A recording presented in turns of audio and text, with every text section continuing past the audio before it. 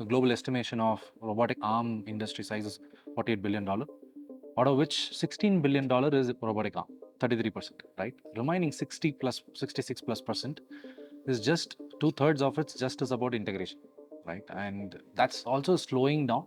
A typical project, when the robotic arm is so easy for you to teach from one question to the other, it takes more than 2 years for you to get a successful robotic arm application if at all is feasible.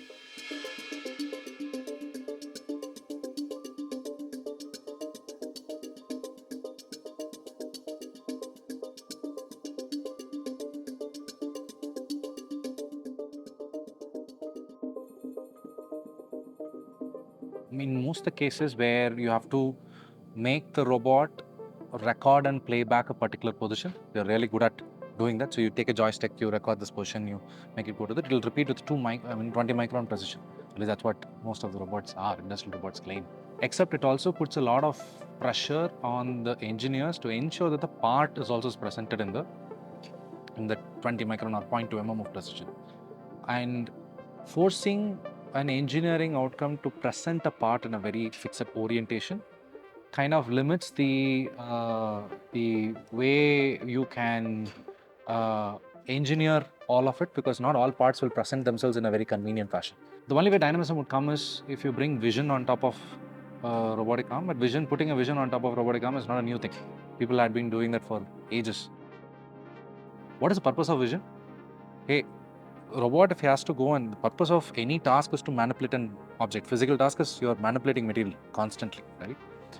But it's also present in an environment where it's a lot of other unnecessary objects are there. You want to be able to isolate your object out of the environment, right? Now we go ahead and then take a scene, take an image of an object, and then keep searching where that object is in this whole scene. That didn't work because lighting changes, colors change. Color is a slave of environmental factors. Whereas human beings are able to see a mirror finished object. How do you even recognize a mirror finished object? Because it takes the colors of the whole environment that is there around. Somebody taught us how to write. Somebody taught us how to walk, how to eat, how to dress ourselves. These are all taught things for us. We didn't go to school for learning how to see. We just opened our eyes, it just happened. That's billion years of evolution. Everything else is human created conscious intelligence. This is a billion years of evolution that is there within the system. So if you inherently don't have it within the robot system or the camera system, then we are actually competing against a billion years of evolution. I had always been a machine vision person, a computer vision person. And there was an issue with the way how crude the computer layers were, how crude our understanding of, pattern matching. And that's a time when AML was also stepping in to a point. We had fuzzy logic, so on and so forth, and all the neural network training and everything. Everything went with an assumption that, hey, it's a template that you're matching. But the moment you have to use that vision to guide a machine to pick an object, orient an object, mate an object, doesn't work. That's when we realized, because there has to be a complete different approach that has to be there. We confuse thermodynamics with structural engineering, no? They both are mechanical engineering, so must be the same, right? So you're dealing with physical material, must be all the same. But just because we use the same camera or light as an information doesn't mean that our whole vision system is similar. It's a completely different vision system when it comes to manipulation. We are not precise machines, whereas most of the machines that we build are color precise, but they are not very versatile systems. So the whole approach has to be different, and we started architecting custom systems to solve. We had 40 different systems that I architected as part of National Instruments. Then in 2015, we stepped out. Identification, color pattern identification is the only way of isolation. Is a very intensive, unreliable method of isolating object or detecting objects or doing machine vision typically, or computer vision typically. So that's what we completely changed. And because of which we are forced to also change the way cameras are even built. Cameras are typically built for color identification, and we reduced purpose of vision only to color. But human beings don't see color first. Color is a very, very subjective construction for human beings. Though you have rods and cones which see the 3 RGB layers and things, what we see first is motion.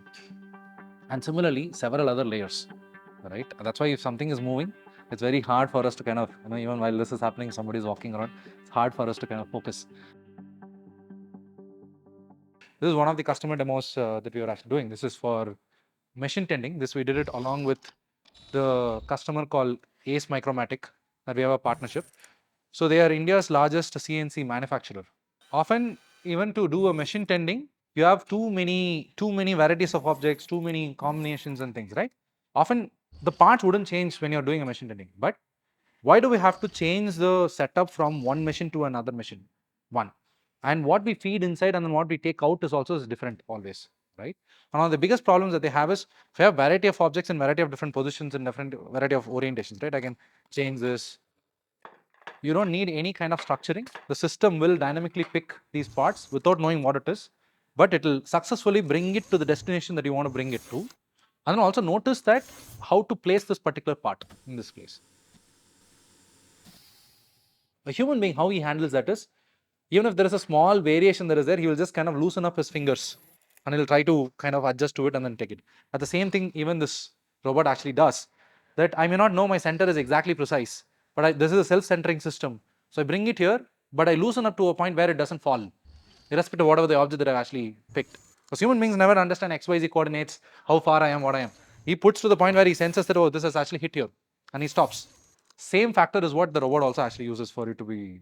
So you see that it has actually loosened up, and then it has it, right?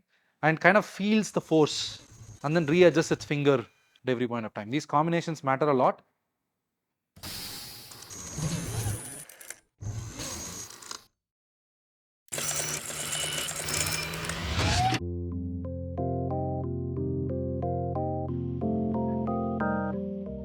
See, we have a plan, and God disposes always, right? Man proposes and God disposes. And the God here is the market, right? So what we essentially want to be is an Apple, right? Or let's say an Intel, who's also is making the PC.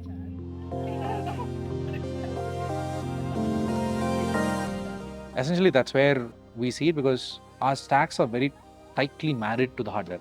That's why we had to kind of recreate that. And to the customer, if you want to simplify this business, the adoption becomes faster only if you simplify it, and then only when we have the control, it becomes easier. That's what technology drives. But the way market is conditioned to absorb this tech, we will have to go through a metamorphosis stage.